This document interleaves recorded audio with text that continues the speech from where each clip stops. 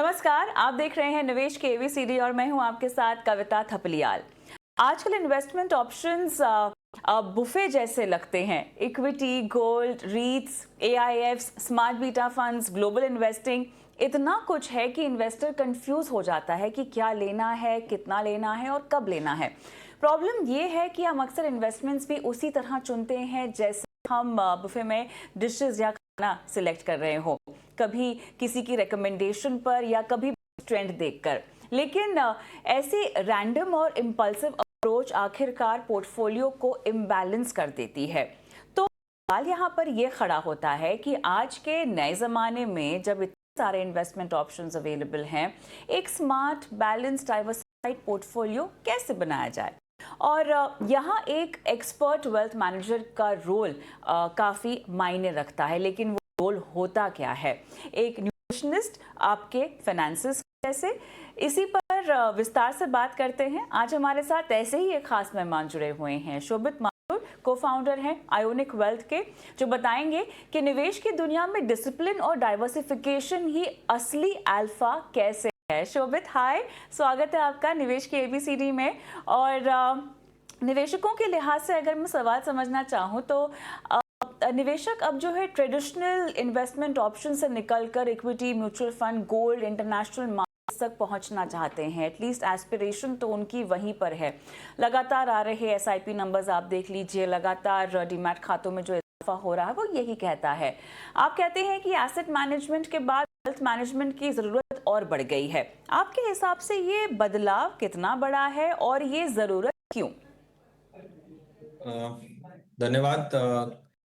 मैं ये सिर्फ बताना चाहता हूँ अपने दर्शकों को कि जैसे जैसे हमारा मार्केट एक्सपैंड हो रहा है, जैसे जैसे नए तरीके के म्यूचुअल फंड हाउसेस, नई तरीके की स्कीम्स, नए तरीके के इन्वेस्टमेंट ऑप्शंस आते जा रहे हैं और नई नई कंपनीज भी मार्केट में लिस्ट होती जा रही हैं, इन्वेस्टमेंट के ऑप्शंस बहुत बढ़ गए हैं। और जैसा कि हमने देखा है पिछले 1 से 1.5 साल में, जहां इंडियन इक्विटी मार्केट ने बहुत अच्छा रिटर्न नहीं दिया, मगर उसी समय पे इन्वेस्टर्स का इन्वेस्टमेंट गोल्ड या सिल्वर रिलेटेड इन्वेस्टमेंट्स में, या जिन इन्वेस्टर्स ने इंडिया के बाहर इन्वेस्ट किया थ्रू इंडियन म्यूचुअल फंड्स के जो फीडर फंड्स अवेलेबल थे, उनको काफी अच्छा फायदा हुआ। तो जैसा कि हमारे को हमेशा बताया जाता है कि इंडियन मार्केट या कोई भी मार्केट हो, वो साइकिल्स के थ्रू जाता है। कुछ कुछ समय पे कोई कोई चीजें बहुत अच्छा परफॉर्म करती हैं क्योंकि मार्केट का एक्सपेक्टेशन उनसे काफी अच्छा होता है, और उसके बाद एक पीरियड आता है जब उनके अंदर थोड़ी गिरावट आती है। तो एसेट एलोकेशन के थ्रू इन्वेस्टर्स इस चीज का फायदा उठा सकते हैं कि जैसे जैसे अलग अलग इन्वेस्टमेंट्स अपने वैल्यूएशन के हिसाब से अट्रैक्टिव हो जाते हैं, उनको वो अपने पोर्टफोलियो के अंदर ऐड कर सकते हैं। पिछले 1 से 1.5 साल के अंदर ये इन्वेस्टमेंट गोल्ड या सिल्वर या फॉरेन इन्वेस्टमेंट रिलेटेड पोर्टफोलियोज के अंदर उनको बहुत फायदा हुआ है। और आई थिंक ऐसा ही आज की डेट में सिचुएशन चेंज हो जाएगा, जैसे जैसे वो वाले पोर्टफोलियोज के अंदर बढ़त हो गई और बाकी किसी किसी इन्वेस्टमेंट्स के अंदर अपॉर्चुनिटी अभी सामने दिख रही है। तो एसेट एलोकेशन एक तरीके से आपको अलग अलग समय पे क्या चीज ज्यादा बेटर है आपको एलोकेट करने के लिए, उसके अंदर मदद करता है। शोभित, शोभित, आप अभी भी उस देश के इन्वेस्टर से बात कर रहे हैं जो सोने में निवेश करने में विश्वास रखते हैं। आप आज भी उसी तरह के इन्वेस्टर से बात कर रहे हैं जो इक्विटी के मुकाबले, एसआईपी के मुकाबले फिक्स डिपॉजिट में अपना पैसा रखना ज्यादा पसंद करते हैं। आप आज भी उसी निवेशक से बात कर रहे हैं जो real estate, property, rental income पर बहुत ज्यादा भरोसा करते हैं। इक्विटी आज भी बहुत लोगों को सट्टा ही लगता है। जो नंबर्स हम बढ़ते हुए देखते हैं हर महीने, जब रिपोर्टिंग होती है नंबर्स की तो बड़ा अच्छा लगता है। आप तो उस बिजनेस में ही हैं, तो आपके लिए तो और भी एंथुजियास्टिक होगा जब इस तरह के बड़े नंबर्स आते हैं। पर सवाल यहाँ पर यह है कि इतनी बड़ी पॉपुलेशन में अभी भी इक्विटी का आंकड़ा तो बहुत छोटा है। कैसे कहेंगे उन लोगों को कि एफडी मत करो, गोल्ड मत खरीदो, खरीदना है तो इन्वेस्टमेंट करो, ईटीएफ में लो, रियल एस्टेट छोड़कर रीट्स में पैसे लगाओ, इनबीट्स में पैसे लगाओ। ये समझ आप कैसे देंगे उनको? इस चीज के लिए एक बहुत सादी सी बात है कि अगर आप देखेंगे कि इंडिया के अंदर जैसे जैसे नई नई कंपनीज और नया नया मार्केट के अंदर इन्वेस्टमेंट एवेन्यू इंक्रीज हुआ है, वैसे वैसे मार्केट ने भी अपना रिटर्न इन्वेस्टर्स को उतना ही ज्यादा दिया है। अगर आप कंपैरिजन करके देखें पिछले 10 साल, 15 साल, 20 साल, तो बहुत सारे इन्वेस्टर्स ऐसे हैं जिन्होंने इनिशियली इन्वेस्टमेंट शुरू किया छोटे अमाउंट से और धीरे-धीरे करके उन्होंने अपना रिटर्न बनता हुआ देखा है। तो जब इन्वेस्टर्स अपना रिटर्न बनते हुए देखते हैं, 1 साल 2 साल नहीं बट 5 साल, 10 साल, 15 साल, तो इन्वेस्टर्स का उसके अंदर कॉन्फिडेंस बढ़ता जाता है। लाइक आपने जैसा बताया कि हर महीने के आंकड़े ये बता रहे हैं कि धीरे-धीरे एसआईपी का इन्वेस्टमेंट अमाउंट बढ़ता जा रहा है। अगर आप उसको कंपेयर करेंगे as percentage to total investment India के अंदर जो होता है, वो परसेंटेज अभी भी बहुत छोटा है। मेरे हिसाब से अगले 10 साल, 20 साल ये सारे के सारे नंबर यहाँ से और दुगने-तिगने बढ़ने ही वाले हैं। तो उस बात के अंदर तो मेरे को लगता है कि बहुत आसान तरीका है पिछले 10 साल, 15 साल, 20 साल के मार्केट रिटर्न्स देख के लोगों के अंदर ये कन्विक्शन आ रहा है धीरे-धीरे कि इक्विटी से बेहतर इन्वेस्टमेंट प्रोपोज़िशन बहुत कम है। बीच-बीच में ऐसे पीरियड आते हैं जब रियल एस्टेट का रिटर्न बहुत अच्छा दिखता है या बीच-बीच में ऐसे पीरियड आते हैं जब गोल्ड या सिल्वर का रिटर्न अच्छा दिखता है। एंड अगर 10 साल 20 साल की बात करी जाए तो गोल्ड सिल्वर का रिटर्न फिर भी इक्विटी के आसपास आ जाता है, मगर जो आपने दूसरे एसेट क्लासेस बताए जैसा फिक्स्ड डिपॉजिट हुआ या जैसा रियल एस्टेट इन्वेस्टमेंट हुआ, आई थिंक उनके कंपैरिजन के अंदर इंडियन मार्केट के अंदर फिर भी बहुत ज़्यादा उम्मीद बाकी है, बिकॉज़ इंडिया की कंपनीज़ अभी भी ग्लोबल कंपनीज़ से कंपेयर करें तो बहुत छोटी है। आप देख रहे हैं धीरे-धीरे इंडियन कंपनीज़ इंडिया ही नहीं बट इंडिया के बाहर का बिज़नेस भी अपने पास लेकर आ पा रही है। और गवर्नमेंट भी हर तरीके से सपोर्ट कर रही है कि कैसे इंडियन कंपनीज़ और ज़्यादा कॉम्पिटिटिव हो जाएँ और कैसे-कैसे उनको और ज़्यादा आसानी हो बिज़नेस करने में। तो जैसे-जैसे इन सब कंपनीज़ का रिटर्न बढ़ता जा रहा है, ये रिटर्न ऑडिटेबल हैं, ये रिटर्न बहुत स्ट्रॉन्ग रेगुलेटरी फ्रेमवर्क के अंदर हैं, सेबी, आरबीआई मल्टीपल रेगुलेटर्स जो अलग-अलग इन्वेस्टमेंट वेन्यूज़ को देखते हैं, उनके थ्रू ये प्रोसेस जाता है। तो निवेशक को भी ये देखना है कि बहुत ही मैनेज्ड और बहुत ही कंट्रोल्ड तरीके से, बहुत ही ट्रांसपेरेंट तरीके से इन्वेस्टमेंट पिछले 10 साल नहीं, 20 साल नहीं, 30 साल से चल रहे हैं। तो उस हिसाब से धीरे-धीरे कॉन्फिडेंस ऑटोमैटिकली सबका बढ़ता जा रहा है और हम देख रहे हैं कि नए-नए इन्वेस्टर इन्वेस्ट करते जा रहे हैं। शोभित, आप तो वेल्थ मैनेजमेंट कंपनी को हेड करते हैं। यहाँ पर आपके जो क्लाइंट्स होंगे एचएनआई, यूएचएनआई, बड़े अमीर देश के वो होंगे। अब ये जब निवेश करते हैं तो ये बल्क में करते हैं, चौक में करते हैं। एसेट क्लास डाइवर्सिफिकेशन के लिहाज से इनके पास तरह तरह की इन्वेस्टमेंट्स होती है। बाकी जो नहीं होता है आप लोग इनको रेकमेंड करके इनके पैसे वहाँ पर निवेश कर देते हैं। इनकी रिस्क एपेटाइट एक 500 रुपए की एसआईपी करने वाले निवेशक के मुकाबले बहुत अलग होगी, है ना? तो अब अगर एक रिटेल निवेशक के लिहाज से मैं समझना चाहूँ जो कि एक महीने की फिक्स सैलरी कमाता है, उसमें से कुछ पैसा बचाता है और उसमें से कुछ ही पैसा बचत में से भी कुछ पैसा वो निवेश कर पाता है, वो कितना ही रिस्क लेगा, है ना? अब उसके लिए एक आइडियल डाइवर्सिफिकेशन पोर्टफोलियो इक्विटी का कैसा हो? तो मुझे ऐसा लगता है कि जो इन्वेस्टर अपनी इन्वेस्टमेंट जर्नी शुरू कर रहे हैं, उन लोगों के लिए सबसे पहला इन्वेस्टमेंट यही होना चाहिए कि अपने पूरे महीने की जितने भी खर्चे हैं उसको हटाने के बाद उनके पास जो पैसा बचता है, उस पैसे में से कुछ पैसा शुरू में उनको एसआईपी के थ्रू लार्ज कैप कंपनीज के इन्वेस्टमेंट में करना चाहिए या फिर इंडेक्स फंड के इन्वेस्टमेंट्स में करना चाहिए, क्योंकि लार्ज कैप कंपनीज ऐसी कंपनी है जो इंडिया में भी पिछले 10 साल, 15 साल, 20 साल से ऑलरेडी काम कर रही हैं। उन कंपनीज का बहुत लंबा ट्रैक रिकॉर्ड है, उन कंपनीज के मैनेजमेंट बहुत स्ट्रांग है, उन कंपनीज का इंडिया के साथ ग्रो करने का जो तालमेल है वो बहुत पास-पास जुड़ा हुआ है। कहने का मतलब ये है कि अगर लोगों को ये बिलीव है कि भारत जैसा देश अगले 10 साल, 20 साल, 30 साल में जो अब धीरे-धीरे फोर्थ लार्जेस्ट इकोनॉमी बन गया है और धीरे-धीरे आके और भी आगे जाएगा। जैसे-जैसे भारत जैसा देश आगे-आगे प्रोग्रेस करेगा, ये बड़ी कंपनीज़ जो इंडिया में हैं, ये भी उनके साथ प्रोग्रेस करेंगी। और ये सिर्फ इंडिया की बात नहीं है, ये हमने यूएस में देखा आज से 50 साल पहले, ये हमने चाइना में देखा आज से 20-30 साल पहले। जो-जो बड़ी-बड़ी कंपनीज़ होती हैं, उनको जैसे-जैसे देश आगे जाता है, उसकी इकोनॉमी बढ़ती है, उन कंपनीज़ का फ़ायदा होता ही होता है। तो शुरू में रिस्क एपेटाइट लो रख के भी अगर इन्वेस्टमेंट करना चाहें, तो बड़ी कंपनीज़ में through index funds, through mutual funds, through large cap stocks लोग इन्वेस्ट कर सकते हैं। सिर्फ एक ही बात का ध्यान रखना है कि जैसे जब आप घर खरीदते हैं, तो आप हर महीने अपने घर का प्राइस नहीं करते कि मेरे को घर मिला था एक पर्टिकुलर प्राइस पे, तो मैं हर महीने नहीं देखता कि मेरे घर का प्राइस बढ़ गया कि घट गया। ऐसे ही जब आप इन सब कंपनीज़ में इन्वेस्ट करते हैं, तो आपको उनका प्राइस हर महीने या हर 3 महीने में चेक नहीं करना करना है, ये कंपनीज भी अगले 5 साल, 10 साल, 15 साल में बढ़ेंगी। अगर आप उसी सेम थॉट प्रोसेस के साथ जाएंगे, तो आपको डिसअपॉइंटमेंट नहीं होगा और आपको अच्छा लंबा पैसा बनता हुआ दिखेगा लॉन्गर पीरियड। तो मेरे हिसाब से तो लोगों को शुरू करना चाहिए विद थोड़ा कम रिस्क एपेटाइट। एक बार उनको इन्वेस्टमेंट में रिटर्न आने शुरू होंगे, उनका कॉन्फिडेंस बनना शुरू होगा, फिर धीरे-धीरे करके उस टाइम तक पैसा भी ज़्यादा होगा, जैसे-जैसे लोग अपने करियर के अंदर प्रोग्रेस करेंगे, उनकी सैलरीज बढ़ेंगी, वैसे-वैसे उनके पास रिस्क टेकिंग की एबिलिटी भी बढ़ेगी और उस टाइम पे वो बाकी अलग-अलग इन्वेस्टमेंट ट्राई कर सकते हैं।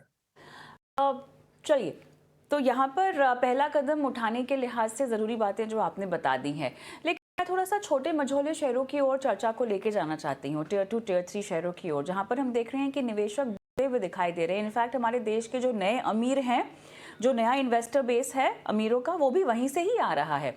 अब सवाल यहाँ पर ये कि अब इनके लिए वेल्थ मैनेजमेंट जैसी सुविधा को मुहैया करवाना, अवेल करवाना कितना मुश्किल होगा, कितना आसान होगा? आप कहते हैं कि आप AI based, research based solutions provide भी करते हैं।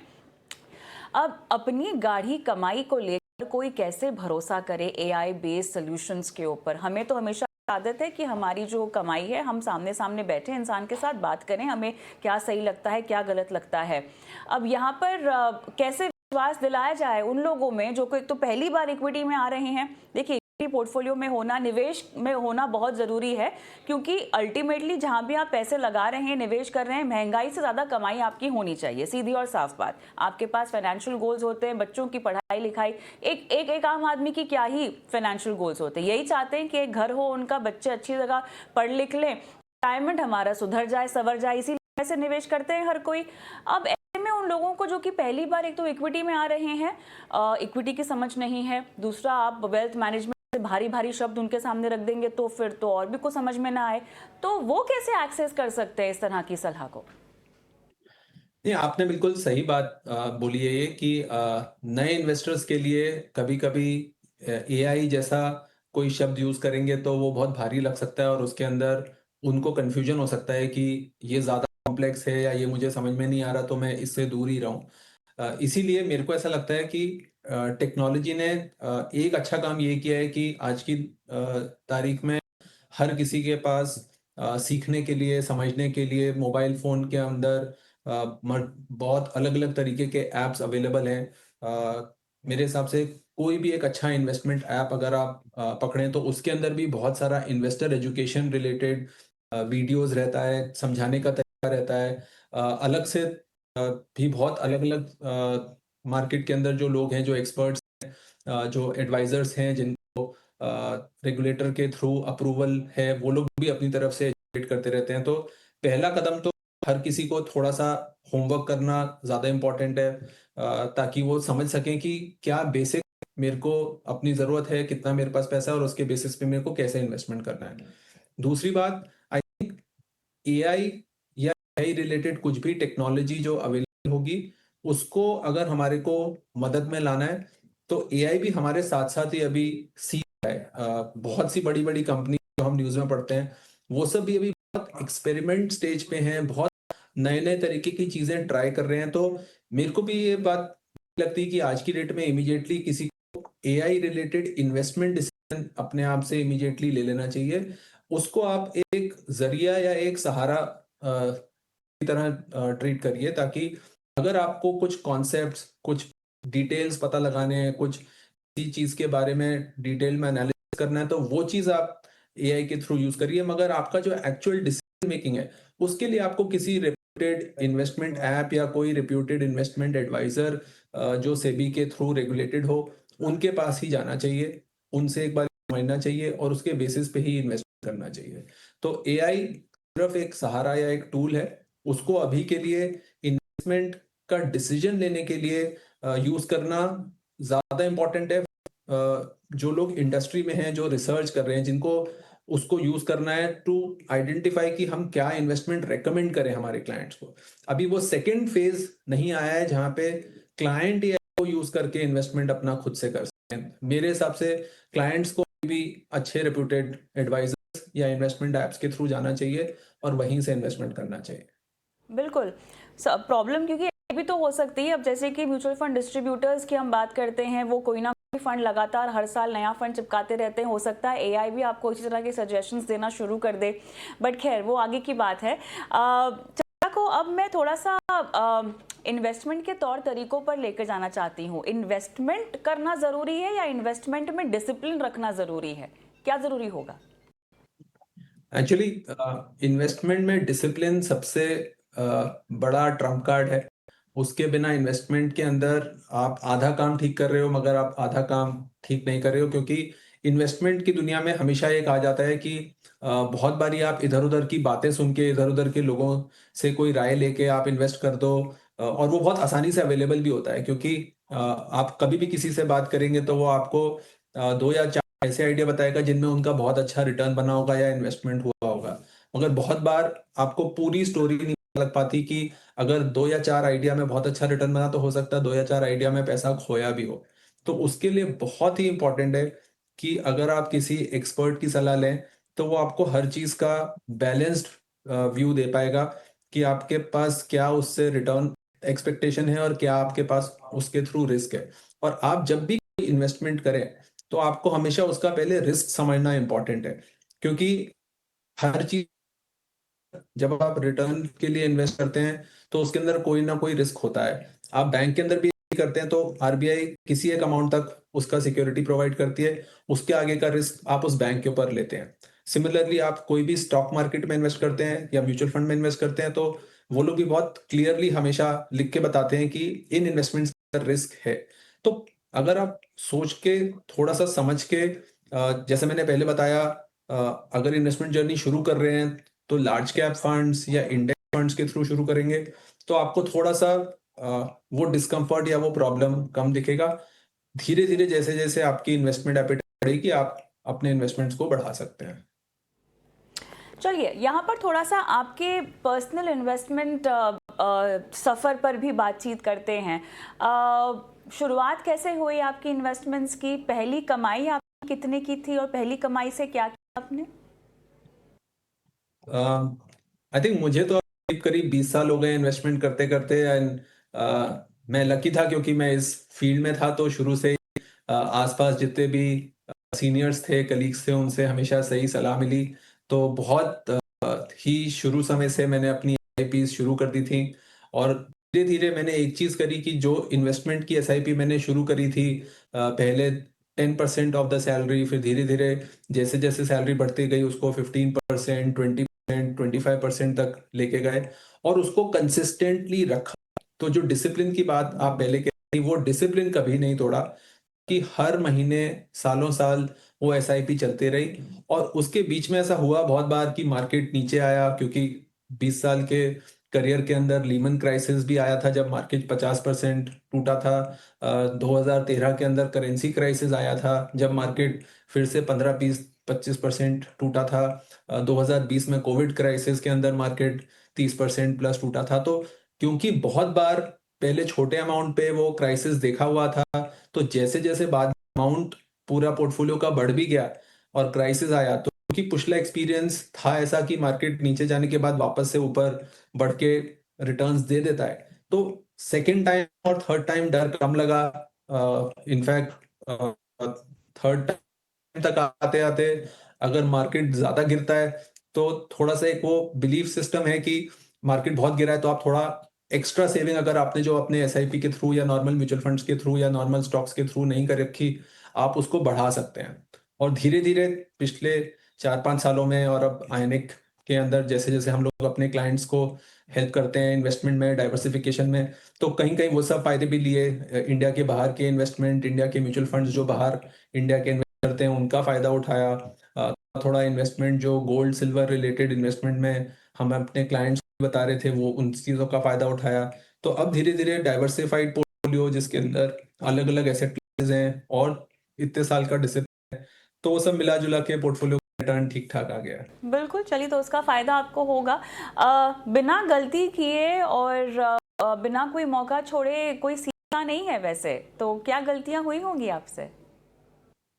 अगर मैं सबसे पहले सोचूं, आई थिंक शुरू-शुरू में एक बड़ा मिसकंसेप्शन होता है, ये मेरे ख्याल से आपके दर्शकों की काफ़ी लोगों के पास ये सिचुएशन आती होगी कि बहुत बार इन्वेस्टमेंट के अंदर जब बहुत सारी चीज़ों को कंबाइन कर दिया जाता है तो उसके अंदर आई थिंक वो कभी पैकेज करके जब चीज़ें बेची जाती हैं, स्पेशली ये इंश्योरेंस और इन्वेस्टमेंट के एरिया में सबसे ज़्यादा होता है, जहाँ पे इन्वेस्टमेंट और इंश्योरेंस को कंबाइन करके ऑफर किया जाता है। तो उन सब चीज़ों में मुझे लगता है कि शुरू-शुरू के अंदर कुछ-कुछ इन्वेस्टमेंट मैंने भी किए होंगे, जो मुझे लगता है कि बाद में अगर वो सिर्फ इन्वेस्टमेंट रिलेटेड म्यूचुअल फंड में किए होते तो ज़्यादा बेहतर रहते। तो वैसे टाइप की आई थिंक गलतियाँ मैं बोल सकता हूँ कि जो अवॉइडेबल थी, जो कर सकते थे। मगर आई थिंक एक चीज़ सिर्फ जो मेरे दिमाग में हमेशा से रही है, जो मुझे लगता है हर दर्शक को रखनी चाहिए, कि इन्वेस्टमेंट कभी भी शॉर्ट टेनर के हिसाब से ना करें। बिकॉज़ जब कभी कोई ऐसा इन्वेस्टमेंट किया सोच के कि ये अगले 6 महीने में या 12 महीने में अच्छा रिटर्न देगा, बहुत बार ऐसा होता है कि वो 6 महीने 12 महीने में अच्छा रिटर्न नहीं आता। मगर अगर उनमें से वो इन्वेस्टमेंट अच्छे हैं, अगर वो कंपनीज़ अच्छी हैं या वो म्यूचुअल फंड स्कीम्स अच्छी हैं और उनको उसके बाद आपने 5 साल या 10 साल अपने पास रखा, तो वहाँ पे अच्छा रिटर्न आया है। कभी-कभी शुरू-शुरू में कुछ-कुछ इधर-उधर से सुन के अगर किसी स्टॉक में इन्वेस्ट किया और उसके ऊपर प्रॉपर अच्छा रिसर्च नहीं किया, तो उनके अंदर नुकसान भी हुआ है और उनसे अर्निंग भी हुई है। मगर वो छोटी गलतियाँ थी, तो ओवरऑल आज की डेट में अगर मैं अपने पोर्टफोलियो जर्नी के अंदर देखूँ तो कोई ऐसी चीज़ नहीं थी जिससे मेरा इन्वेस्टमेंट पे कॉन्फिडेंस हिला। ये बढ़िया। अब थोड़ा दर्शकों को वेल्थ मैनेजर होने का फायदा बताते हैं। एक मैनेज पोर्टफोलियो और बाय एंड होल्ड पोर्टफोलियो में क्या अंतर होता है, और एक वेल्थ मैनेजमेंट मैनेजर का रोल अगर हम समझ सकें तो कितना रिस्क घटाता है और कितना रिटर्न बढ़ा सकता है?